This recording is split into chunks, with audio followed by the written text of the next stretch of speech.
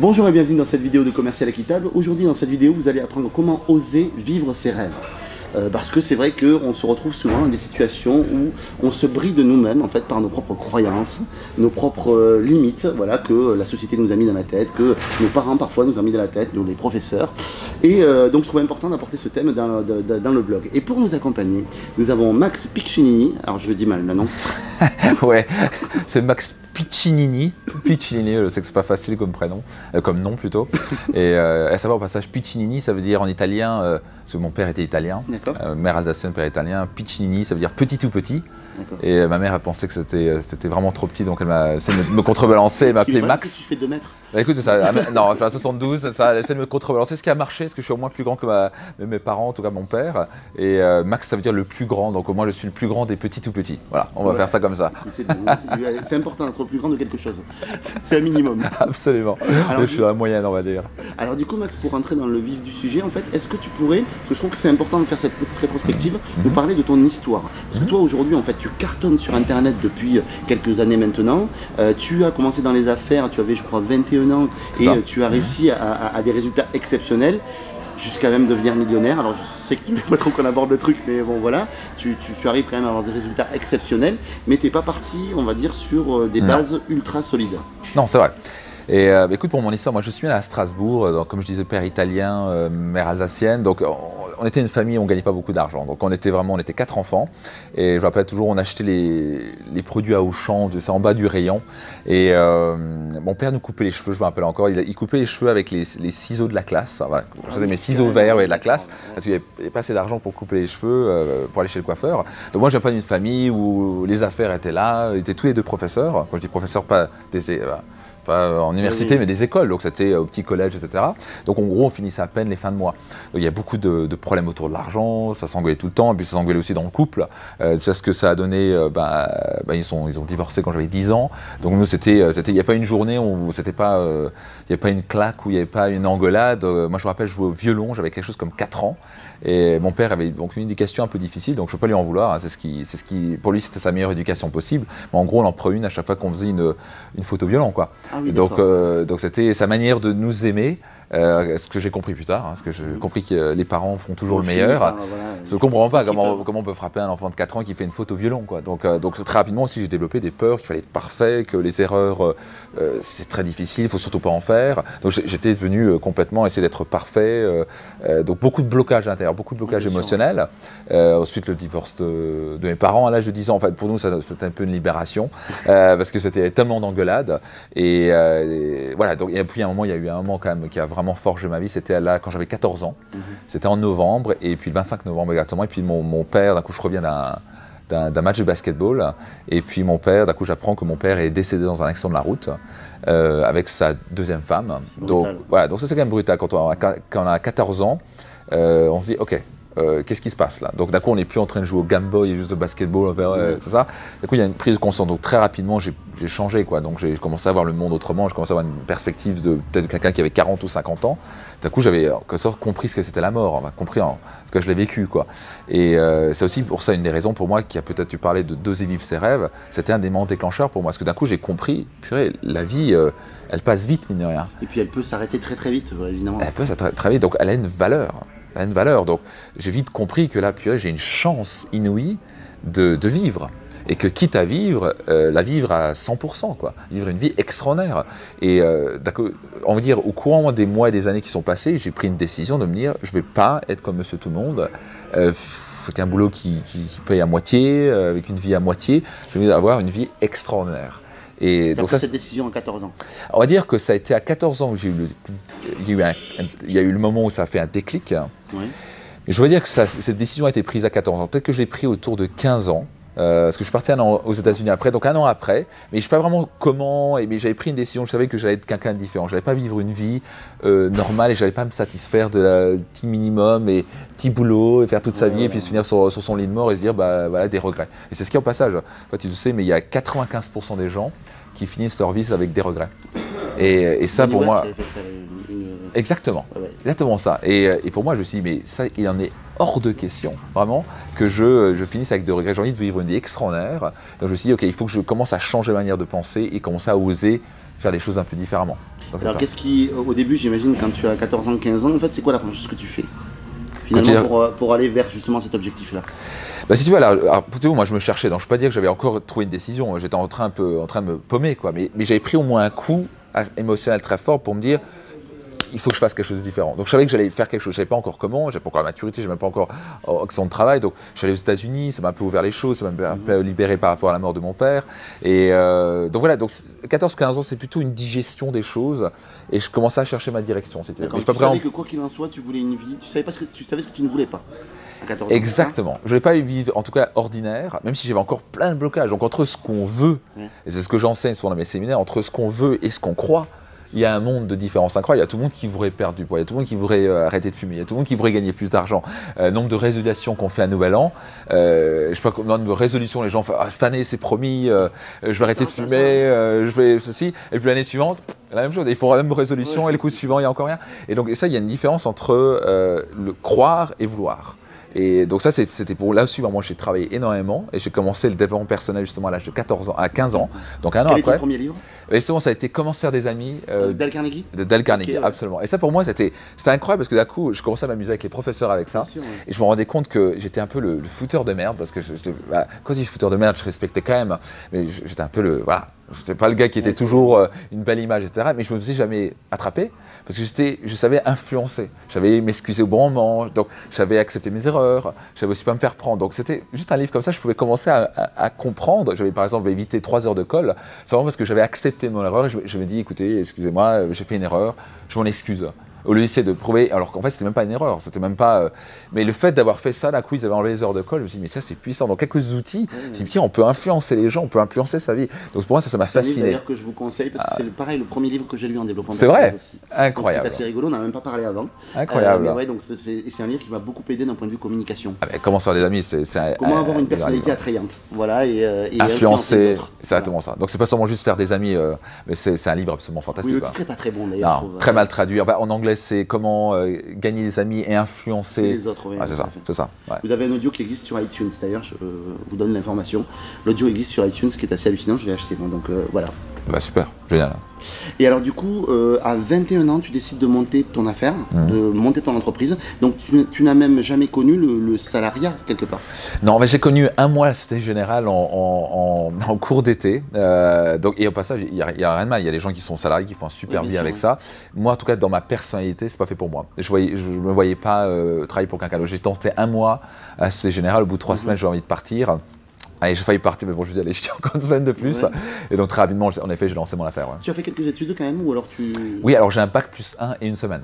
Donc, c'est vrai en plus. Donc, voilà, et puis, la preuve, c'est qu'il y a des gens comme Bill Gates, etc., qui ont arrêté en plein milieu de leurs études, etc. Donc, il y a... Non, c'est aucune... Voilà, donc les études peuvent être super. Par exemple, si on a fait un médecin, je pense qu'il faut faire des études, donc il n'y a rien de mal. Il vaut mieux. Mais voilà, mais je ne crois pas que c'est la seule solution, comme on peut le dire dans la société. Souvent, parfois, ça peut même faire l'effet inverse, que d'un coup, on programme les gens d'une certaine manière à penser. On les formate. Et ça, au lieu d'un coup, des débrouillards, quoi. Et dans la vie, en tout cas, particulièrement au niveau commercial, on parle de commercial, il faut être plus débrouillard, il faut être plus dans le quotient émotionnel que le quotient intellectuel. Donc c'est bien de savoir tout ça, plein de choses, etc. Mais à la fin, si on n'est pas capable de créer une relation, comme tu sais si bien faire au passage, ta sympathie, la connexion, etc. Donc ça, c'est une grande qualité. C'est pour ça que tu as du succès au passage dans ce que tu fais. Et ça, c'est une des qualités que voulait le passage de chez Yannick Alain, c'est ça, c'est une qualité comme ça humaine. Les qualités humaines, c'est plus important que quelqu'un qui connaît tout, mais qui a une attitude catastrophique, froide, etc. Ça n'a pas aidé dans les affaires, en tout cas, ni dans le commercial, quoi. Et donc, du coup, à 21 ans, tu montes ton entreprise et au début, ça ne se passe pas comme tu le prévois, comme tu le pensais en tout cas. Pas du tout, c'est ça. Donc, je me dis, ouais, je vais devenir millionnaire et ça va être. Je suis quand même devenu par la suite, donc tu as quand même mentionné. Mais bon, ça n'avait pas du coup de suite. Je me suis dit, je vais viser ça. Donc, j'étais complètement. En plus, j'étais jeune, donc je voyais les choses en grand, ce qui est très bien. Il faut voir les choses en grand. Hein. La magie de voir grand. Voilà, mais je n'avais pas pris conscience de ce que c'était réellement comme changement. Et encore une fois, je n'avais pas pris conscience que j'avais en moi ce que j'appelle moi des forces conflictuelles à l'intérieur. Donc c'est comme si vous étiez décollé, mais il y a des forces qui vous tirent vers le bas. C'est comme vous avez un boulet qui vous retire vers le bas. Tout à fait. Donc tout le monde veut gagner plus d'argent, mais qu'est-ce qui fait qu'on nous retient? Pour moi, d'un coup, j'ai découvert, j'étais mis face à toutes mes peurs, mes croyances, mes doutes, tout ça qui me limitait, qui me bloquait. Et donc là, j'étais vraiment mis en face de ça. Donc je voulais aller vers ça, mais d'un coup, j'avais peur d'être pris pas au sérieux, parce que j'étais jeune, j'avais pas de crédibilité. D'un coup, je pensais que les gens n'allaient pas me croire. Et puis donc, puisque je le croyais, donc c'est ce que j'envoyais. Oui, bien sûr. Donc j'étais dans le doute. Stress, j'ai cité bonjour, j'étais tremblé. Le premier appel que j'ai fait, ça a mis 3 jours pour passer à l'appel. Hein. Tellement j'étais terrifié, je me rappelle, j'appelle. Et c'était un directeur de banque. Et que je connaissais, c'était même mon ancien coach, mon ancien coach de basket, parce que je dis basket. Okay. Et alors pourtant, c'est un ami, quoi. Mais même, j'étais terrifié, qu'est-ce qu'il va penser de moi, la peur du rejet, la peur du jugement, les peurs, tout ça, j'en avais tout plein, quoi. Et donc moi, professionnel en peur, j'imagine. Ah, moi, j'étais absolument professionnel, donc à un tel point, je suis devenu un professionnel, à ne plus avoir de peur, quoi.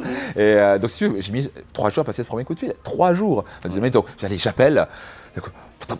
Le cœur qui battait, je raccrochais. Voilà. Et puis le troisième jour, je me rappelle toujours, je fais Cameron, tu décroches plus. Alors, je me rappelle, je prenais du chocolat entre temps, je sautais, puis je me dis, allez, je vais l'appeler à 10h. Non, il va travailler. Je raccrochais. Alors, j'appelle à midi. Ah non, il est en train de manger. Je raccroche. La procrastination, les excuses, etc. Donc je remettais le lendemain. Et je me rappelle, j'avais toujours ce tableau de rêve en face de moi. J'ai mis mes rêves. Le cadre de vision, tu l'avais déjà fait. C'est ça, j'avais fait un cadre de vision au table de rêve, c'est ça ce que j'appelle.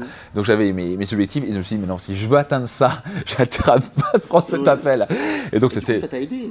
Ça m'a aidé énormément parce que le pourquoi, il faut un pourquoi fort. Ouais. En fait, on dit souvent que le comment, c'est peut-être 10% de la réussite. Voilà. Et 90% c'est en pourquoi. Si vous avez un pourquoi fort. Et que vous n'avez pas le comment, c'est pas grave. Exactement, le comment vient.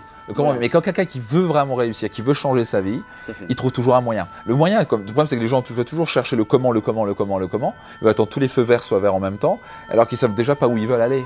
Donc c'est comme si tu disais, je vais aller. Tu vas au restaurant, tu sais pas quoi commander. Ouais, c'est ça. Ou je sais pas, là on est à Paris, on dit on va aller à Lyon.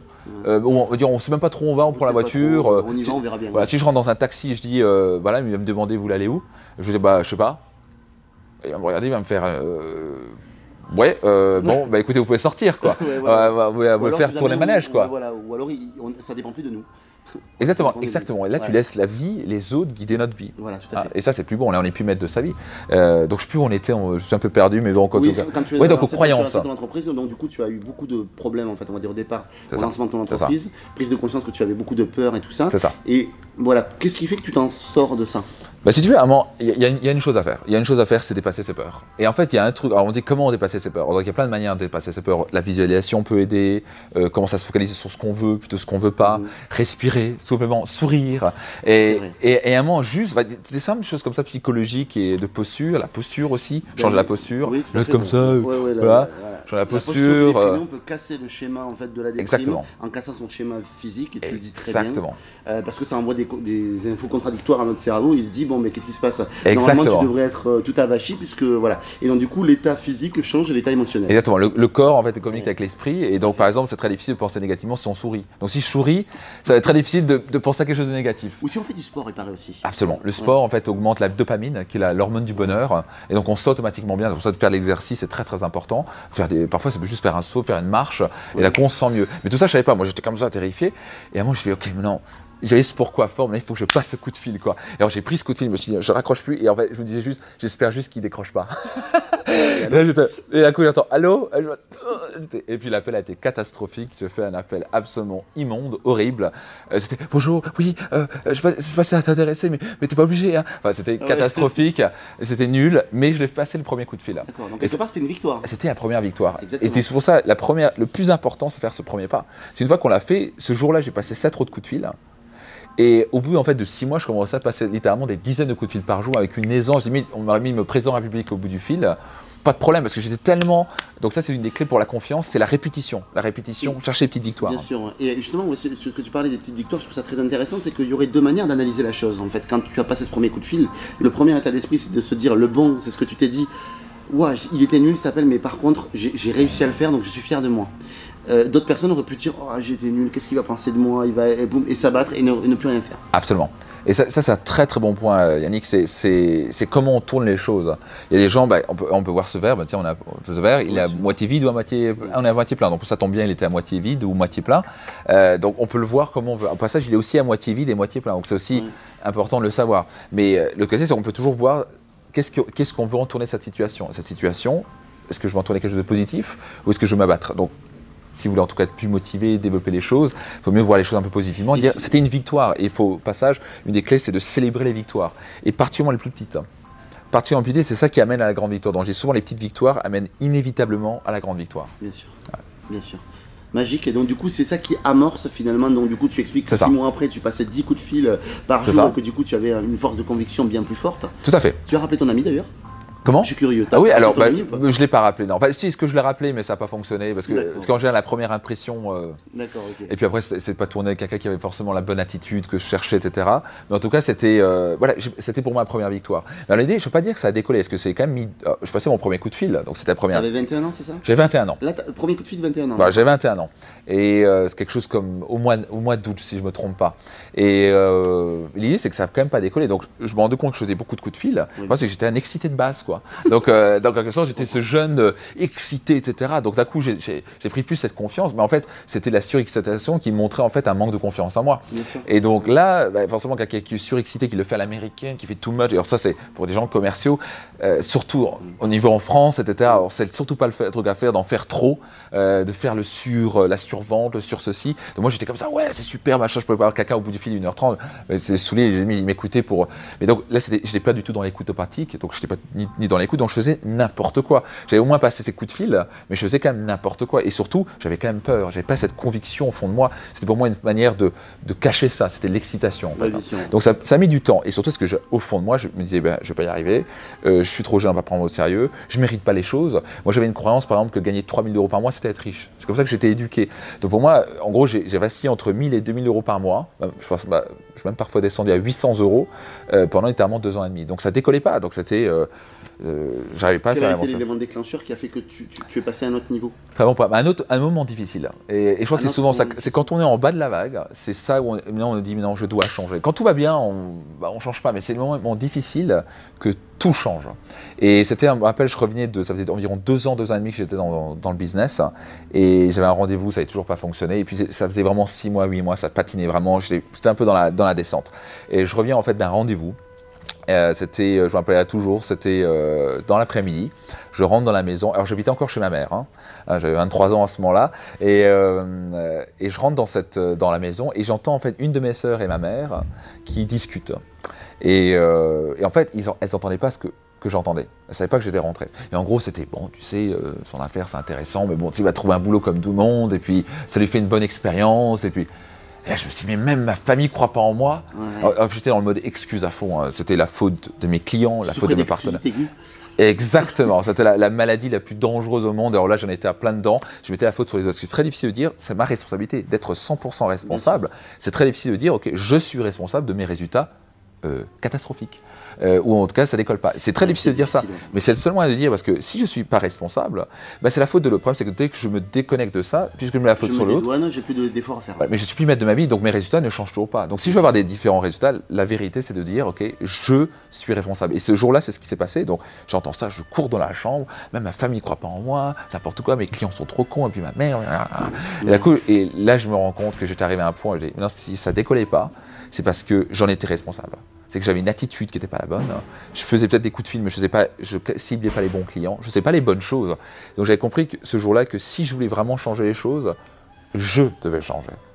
D'accord. Okay, donc il fallait que je fasse un changement intérieur. La plupart des gens cherchent toujours le faire et l'avoir, le faire et l'avoir. Ce jour-là, j'ai compris qu'il fallait changer le être. Il fallait changer son monde intérieur pour pouvoir changer son monde extérieur. Si je voulais avoir de meilleurs résultats dans la vie, il fallait que je commence à changer ma manière de penser et surtout ma manière de voir sur moi-même, que je méritais les choses, que j'étais quelqu'un de bien, d'avoir une certaine estime. Et ce jour-là, j'ai pris une décision, je me suis regardé dans le miroir et je me suis dit, ok, maintenant c'est terminé, j'ai arrêté de jouer à la victime, ok, maintenant je suis un entrepreneur, j'ai confiance en moi, on va me prendre au sérieux et ça va fonctionner, basta. Et qu'est-ce que tu fais? Tu lis plus de bouquins, tu fais plus de séminaires? Alors il y a ta décision interne, mais comment tu fais pour maintenir cette décision et affûter, on va dire. Ouais, aiguiser la scie. Voilà. Absolument ça. Bah, moi j'ai lu des centaines de livres, c'est pas un millier de livres peut-être. J'en ai lu et relu et relu, et surtout j'aime pas juste le lire et au revoir, j'aime bien prendre des notes, parfois le lire jusqu'à 7 fois. Par exemple, un livre, voilà, par exemple, c'est ce que tu fais, c'est ce qui fait ta réussite. On lit pas un livre, alors un roman c'est différent, là c'est pour rêver, pour s'évader. Là on est vraiment pour de l'apprentissage. Et là c'était, on fait des stabilos exactement, on relit et surtout l'appliquer. Donc à la fin, s'il prend un bouquin et on prend juste une clé là-dedans et on l'applique avec une discipline, la vie change. Et donc moi j'étais un peu cette discipline, cette persévérance d'appliquer les principes.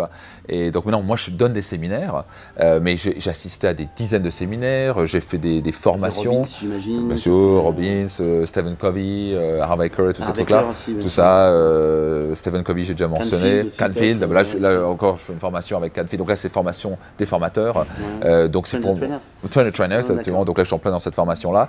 Fantastique au passage. Bon, c'est quand même des investissements élevés. Donc j'ai investi personnellement, maintenant en calculant, quelque chose comme peut-être 200 000 euros dans ta formation personnelle. Dans ma développement personnel. Mais non, tout ce que j'ai investi là-dedans, ça m'est retourné, mais par des dizaines de fois.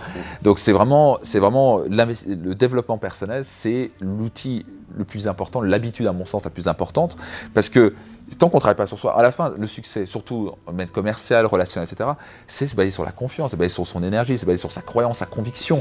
Tant qu'on a des doutes, et aussi l'attitude, si on a une attitude supérieure, on se prend pour je ne sais pas trop qui, ça ne va pas caler dans le long terme. Donc si on a une certaine humilité, on est à l'écoute, toutes ces qualités humaines vont faire qu'à la fin, va faire toute la différence. Et c'est ce qui a fait clairement mon succès, c'est qu'au fur et à mesure, donc j'ai pris cette décision, d'un coup j'ai pris une autre envergure. D'un coup au téléphone, le coup suivant, l'appel suivant, c'était plus le petit Max Piccini, bonjour, tout va bien, pas de problème. D'un coup j'étais l'homme d'affaires. C'était plus petit que petit, là. Là, j'étais dans le mode max, j'étais dans la deuxième phase de ma vie.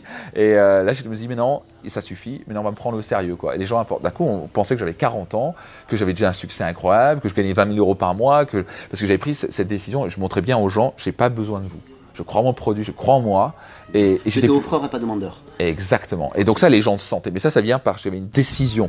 Et ben là, le mot décision, ça vient, je ne me rappelle pas, ça vient d'un mot grec qui veut dire incision.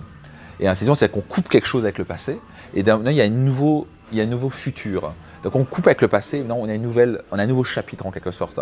Et donc d'un coup j'avais une autre posture, d'un coup on me prenait au sérieux, d'un coup j'ai dit mais non, ça suffit. T'es plus le Max Piccinini le petit, t'es Max le grand maintenant. Et voilà. Ouais, on peut dire ça comme ça. T'es plus offreur, t'es demandeur, t'as une attitude de mec qui gagne 20 000 euros. C'est exactement, et c'est ça que les gens me disaient, c'est qu'ils me disaient... ils pensaient que j'avais 40 ans au bout du fil, que j'étais un homme d'affaires incroyablement à succès, je gagnais 20 000 euros par mois. Mais puisque c'était marrant ce qu'ils me disaient que 20 000 euros, parce que c'était exactement ce que je me projetais. Et que littéralement quelques années plus tard, en l'espace de 3-4 ans plus tard, c'est ce que j'atteignais, quoi.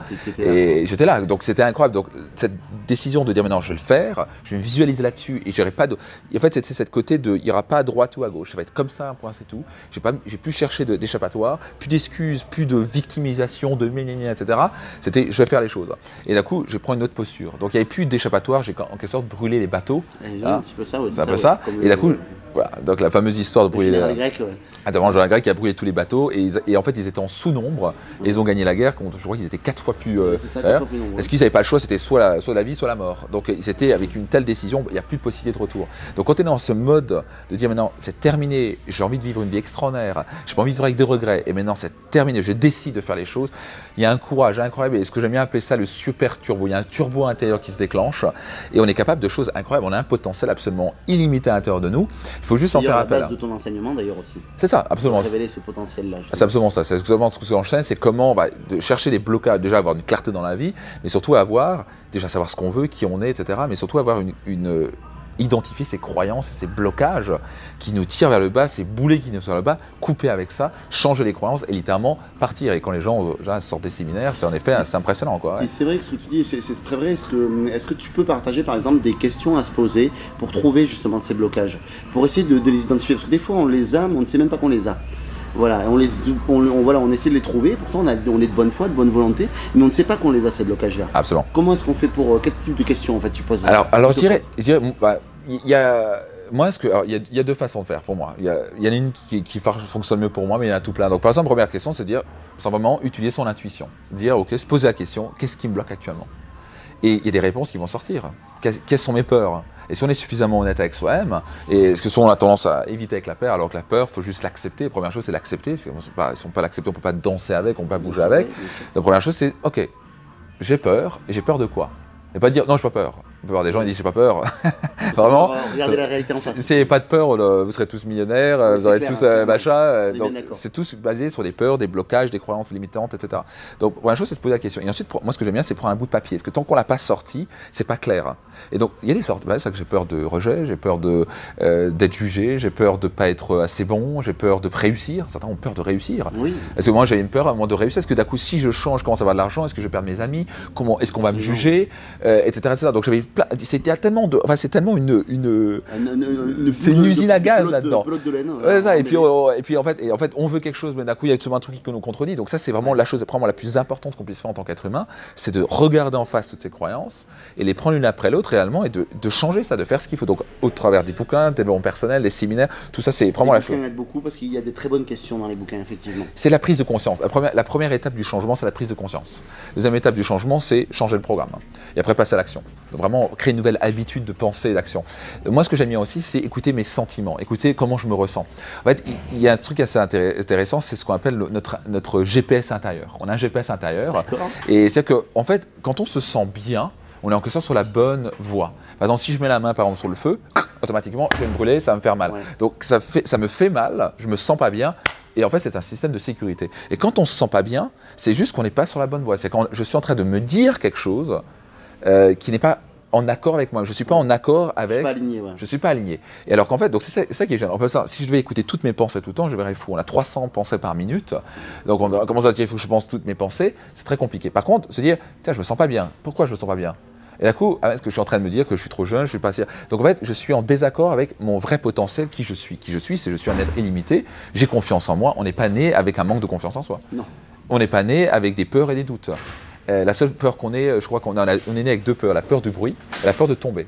Donc ça, c'est des peurs intelligentes parce que c'est pour nous sauver. Mais tous les restes de peurs, on les a appris, on nous a programmés avec des peurs, des blocages. Et donc c'est des peurs qu'on a héritées, qu'on a développées. Et ça, c'est absolument les choses à changer. Donc en fait, dès qu'on va se dire, par exemple, on ne peut pas se sentir bien et se dire, j'ai pas confiance en moi. Je veux bien dire, je me sens bien, j'ai pas confiance en moi. Ça ne fonctionne pas. Donc dès que je me dis, j'ai pas confiance en moi, qu'est-ce qu'il va penser de moi? On est bâtiment dans un phénomène de… Ouais, on se recroqueville, on n'est pas bien, on se sent pas bien. Donc là, je me dis, pourquoi? Est-ce que je ne suis pas en accord? Ce que je suis en train de me dire est faux. Ce n'est pas la vérité. La vérité doit être, j'ai confiance en moi, donc je dois changer mon monologue. Donc dès que j'écoute comment je me sens, ou par exemple dès que je suis dans la peur, ou dire celui-là il m'a dit, dès que je suis dans la critique, pas bien, ça veut dire qu'il y a une analyse. C'est-à-dire qu'il y a un changement à faire, il y a une peur à travailler, une croyance, ou il y a une critique, on n'est pas en accord. Donc la clé c'est sentir bien. Donc maintenant, par rapport à quelques années, il y a quelques années, j'étais 80%, 90% du temps bloqué. Je peux même voir des gens rentrer dans mes séminaires parfois, je vois tout de suite, oula, celui-là, c'est un peu comme moi, j'ai l'impression qu'il y a 25 kilos derrière lui, de peur, de doute, de blocage émotionnel, aussi blocage émotionnel de ne pas avoir pardonné le passé, on lui a fait du mal, et mon ex-mari, tous les gens se disent, ou l'ex-femme, il m'a dit ça, et on n'a toujours pas digéré. Il y a des gens après 40 ans, ils n'ont pas encore digéré ce que leur père leur a dit. Moi, j'ai dû lâcher prise, par exemple, pardonner mon père. Et c'est vraiment accepter qu'il a donné le meilleur. Donc voilà, le jour où j'ai fait ça, j'ai l'impression d'avoir perdu 20 kilos. Et ça, c'était juste une étape. Après, j'ai eu les croyances, etc. Donc c'est un véritable travail personnel, c'est un vrai programme que je fais encore. C'est encore un chemin que je développe. Ouais, on est tout le temps en perpétuel, finalement. Voilà. Mais à chaque fois, on a l'impression de… Alors, sur le coup, il y a un moment où ils perdent 20 kilos, puis 10 kilos, puis d'un coup, non, c'est les grammes qui se perdent. Mais c'est toujours ces grammes qui allègent, qui permettent qu'on aille plus haut, qu'on puisse s'envoler plus haut. Donc moi, ce que je recommande, c'est vraiment d'écouter ces sentiments. Pour vraiment dire qu'est-ce que je me dis et qu'est-ce que je dois changer le programme, je dois changer ma manière de penser. Et si je change le monologue, je commence à me dire la vérité, je commence à me dire j'ai confiance en moi, je mérite les choses, je mérite les plus belles choses. Là, on se sent bien. Donc maintenant, je peux me dire que ouais, on devait dire c'est très rare que je me sens pas bien. Ou en quelques minutes, je suis capable de rechanger. De switcher très vite. Voilà. Alors qu'avant, c'était 3 semaines parfois 3 semaines, parce qu'il y avait un client qui m'avait dit machin, comment il peut me dire ça? Et 3 semaines, je m'étais pris le chou et je m'étais foutu en l'air 3 semaines de ma vie. C'est quand même 3 semaines de sa vie. Alors déjà 1 heure de sa vie à se dire de mauvaises choses, c'est trop. Encore une fois, si la valeur de la vie elle est énorme, et je crois qu'elle est fantastique, et on a une chance incroyable de vivre, quitte à la vivre, on la vit à 100%, la vivre heureuse. Et bizarrement, le bonheur attire plus de succès. Quand on est plus heureux, on est plus relax en clientèle ou avec voilà, les personnes. Mais ça va, les gens ils ont envie de travailler avec vous. Un commercial qui marche, il marche beaucoup, il marche tout le temps. Un commercial qui remballe de la balle, en fait c'est très difficile pour lui de remonter. C'est absolument ça. Il doit changer ses émotions. En fait, la puissance des émotions, est-ce qu'on envoie de l'énergie? C'est exactement ça. Il y a des gens où vous rentrez. Animaux, hein, exactement ça. Donc en Espagne, on a des gens qui rentrent et en espace de 3 secondes, en fait, en moins d'une seconde, ça tu dois le savoir, on a 77% du jugement qui est fait. Et on a envie déjà de travailler avec la personne ou pas, me dire, me sent sympathique ou pas, ou oh, lui c'est un con, ou lui il va me vendre quelque chose, ou c'est quelqu'un qui pense pas. En une seconde, les gens vous ont jugé. Et ça, c'est quelque chose qu'on ne peut pas inventer, c'est votre état d'être. Et l'état d'être, c'est pas justement ce que vous faites, c'est pas ce que vous dites, c'est pas comment vous le dites ou ce qu'on a, c'est pas seulement ses habits, c'est son état d'être. Et son état d'être, c'est quelque chose qu'on peut pas, c'est très invisible. Et c'est quelque chose qu'on capte, on a des millions de capteurs, et ça fait toute la différence. Et l'état d'esprit interne donc, était super important parce qu'il est capté par les autres de manière inconsciente. Une seconde. Boum. Et vous avez fait la vente ou pas? Zoom. Incroyable mais vrai. À la voix même. C'est vrai, bien sûr. À la voix, le ton de la voix, le comportement, voilà, ce qu'on dégage tout simplement. Absolument. Alors du coup, là tu commences donc, tu commences à appeler, tu commences à cartonner avec ton entreprise. Là vraiment, c'est là que tu commences à vraiment avoir une ascension terrible. Est-ce qu'à un moment donné, il n'y a pas un petit pétage de plomb qui arrive, si jeune? Est-ce que ça arrive ou pas? Je crois que ça arrive à tout le monde. En tout cas, peut-être pas à tout le monde. En tout cas, ça m'est arrivé. Avoir beaucoup d'argent d'un coup quand on était si jeune. J'ai passé la barre, j'avais quoi à ce moment-là? Je commençais à avoir 25 ans. Donc, je commençais à la barre je commençais à gagner 5-6 000 euros par mois. Le truc que, pour ma famille, c'était dans les 30 000 francs par mois. Pour moi, c'était.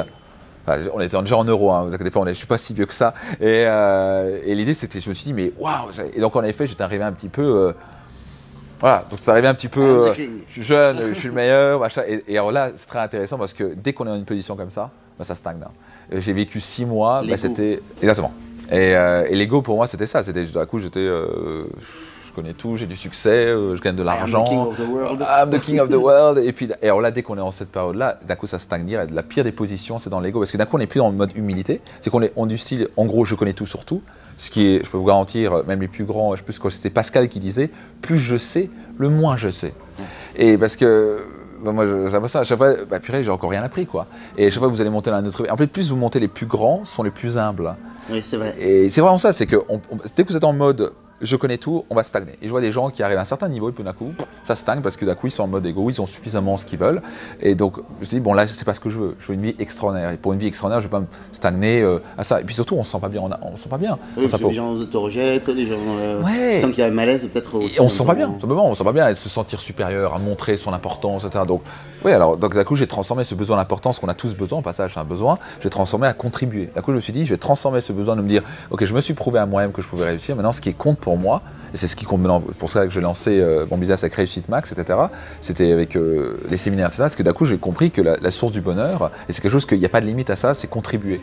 Et dans le mode contribution, d'un coup, c'est là où j'ai mon importance. Je sais que je me sens important. Tu as trouvé un vrai pourquoi, peut-être là aussi? J'ai trouvé une forte raison d'être. Une véritable raison d'être, une véritable mission de vie en quelque sorte. Voilà. Je me suis dit, voilà, qu'est-ce que j'ai envie de laisser derrière moi, c'est ça. C'est vraiment, je veux dire, j'ai envie d'avoir impacté des milliers et des millions en fait, de personnes dans ma vie à travers des livres, des séminaires, etc. Et c'est ça qui me porte le matin. Et c'est ça qui fait que je suis heureux parce que je suis en mode contribution. Et c'est comme ça que mon besoin d'importance. Mais pas pour me dire je suis le meilleur, parce que ce qui m'intéresse, c'est de voir le résultat chez les gens. Et ça, je pense qu'une mission, une raison d'être, c'est rien de plus puissant en fait. Ouais. Il y a très peu de gens qui connaissent leur raison d'être. Il y a peut-être moins d'1% de gens qui savent vraiment pourquoi ils se lèvent le matin. Ils le font, en fait, ou ils le font parce que c'est ce qu'on leur a appris. Ils ne sont jamais vraiment posé la question qui je suis, qu'est-ce que je veux devenir, qu'est-ce que je veux laisser derrière moi. Et ça pour moi, ça c'est une question vraiment les plus existentielles. Et elle ne se répond pas en 2 secondes après, c'est vrai que ça prend du temps. Quoi. Ça prend du temps et c'est prendre le temps pour ça. Ça se mûrit. La plupart du temps, les gens passent plus de temps. Voilà, mais il y a des gens qui prennent plus de temps à organiser leurs vacances, littéralement, à organiser leurs vacances que planifier leur propre vie. Donc on va planifier plus ses vacances, à se dire voilà, je vais partir 1 semaine dans le sud, au lieu de planifier sa propre vie. C'est quand même incroyable. Donc, alors que sa vie, ça touche la plus importante, c'est qu'est-ce que je veux laisser derrière moi, qui je suis, qu'est-ce que j'ai envie de faire. Vraiment se poser cette question-là va transformer votre vie, avoir de la clarté. C'est la première chose qu'on fait dans un séminaire, c'est avoir la clarté. Qui je suis, qu'est-ce que je veux devenir, qu'est-ce que je veux faire, qu'est-ce que je veux avoir. Et tant qu'on n'a pas clair, on va nulle part. Encore une fois, c'est comme rentrer dans le taxi, dire je sais pas où je vais, voilà, on va rester sur place. Donc si on veut un changement, si on veut des meilleurs résultats, avoir des meilleurs revenus, plus de ventes, plus de succès, plus de crédibilité, plus de tout ce qu'on veut, il faut commencer à savoir où on va et qu'est-ce qu'on veut et quel est le niveau qu'on veut atteindre. Et surtout, être pas porté juste par de l'importance et du moi, plutôt porté qu'est-ce que je vais apporter. Pour moi, un très bon commercial ou un très bon homme d'affaires, c'est quelqu'un qui va s'intéresser à son client. Comment je peux lui rendre service. Pas juste, je lui pitcher un truc, je vais gagner de l'argent. Ça va marcher dans le court terme. Mais dans le long terme, ce qui va faire la différence, c'est la personne où on sent qu'il est vraiment intéressé à rendre service à son son client ou à ses partenaires. Et quand ça va générer des fans, en fait, plutôt que de... Et ce sont nos propres clients qui vont nous faire la propre publicité. Exactement. Donc exactement. Et ça n'a pas de prix. Quand on a des clients qui travaillent pour nous-mêmes. Hein. Donc ça, c'est extrêmement puissant. Donc du coup, écoute Max, tu nous as donné vraiment un max de clés. Le petit jeu de mots. Donc non, vraiment un max de clés, vraiment merci beaucoup. Du coup, comment est-ce qu'on fait pour te retrouver? Comment est-ce qu'on fait pour te suivre? Comment les gens qui vont regarder cette vidéo vont sûrement avoir beaucoup d'intérêt pour toi, s'ils l'ont regardé jusqu'au bout et qu'ils ont fait le boulot quelque part, parce que c'était leur boulot, c'était juste ça, de regarder la vidéo. C'est pas compliqué, hein? Ouais, non, c'est pas compliqué. En tout cas, comme première étape. Le site Réussite Max, c'est ça? C'est ça, réussitemax.com, tout à fait. Et ils peuvent retrouver, il y a un cadeau bienvenue, vous aurez un petit pop-up qui va arriver, vous aurez ce qu'on appelle le coffret de la réussite. Ouais. C'est un audio, un e-book et la lettre de la réussite, et donc c'est gorgé de plein de belles choses. Max est très généreux dans ses cadeaux gratuits quelque part. Tu as vraiment une partie freemium qui est vraiment super intéressante. Presque on peut s'en sortir juste avec la partie freemium. Donc voilà, vraiment merci beaucoup pour ce que tu fais. Écoute, plaisir, merci pour toi ce que tu fais. Je trouve que c'est génial ton initiative, c'est un type fantastique, donc suivez bien Yannick. Écoute, merci beaucoup et on se dit à très bientôt Max. Au plaisir, à très bientôt.